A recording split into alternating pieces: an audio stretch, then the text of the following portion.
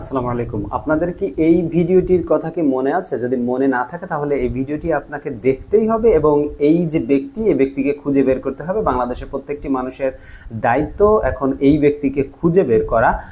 ইনি হচ্ছেন গিয়ে মৃণাল কান্তি দাস, নামে হয়তো অনেকে চিনে থাকবেন। আশা করি এই ভিডিওটি সকলে দেখেছেন। তো ভিডিওটি আমরা আগে দেখে নিই, তারপর বিস্তারিত আলোচনা করছি।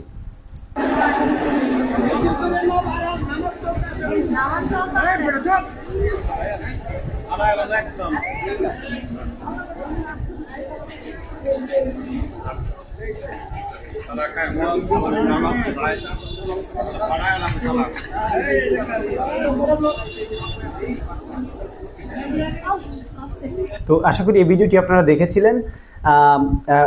এই যে মৃণাল কান্তি দাস আওয়ামী লীগের নির্বাচনের সময় এই যে গেল যে নির্বাচনের সময় প্রথম মিছিল বের করেছিল এরা, এবং পাশ থেকে একজন কর্মী বলছিল যে এখানে নামাজ পড়ছে, এখানে স্লোগান দিয়েন না।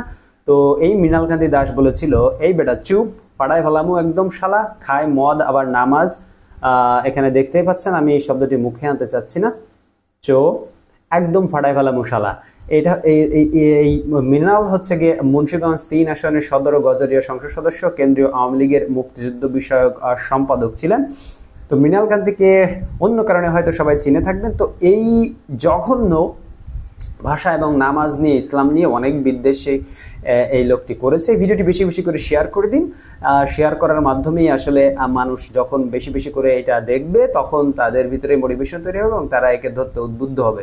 তো ভিডিওটি বেশি বেশি করে শেয়ার করে দিন এবং এইসব অপরাধীদেরকে, এইসব শয়তানের চামচাগুলোকে ধরিয়ে দিন। ধন্যবাদ সবাইকে ভিডিওটি দেখার জন্য।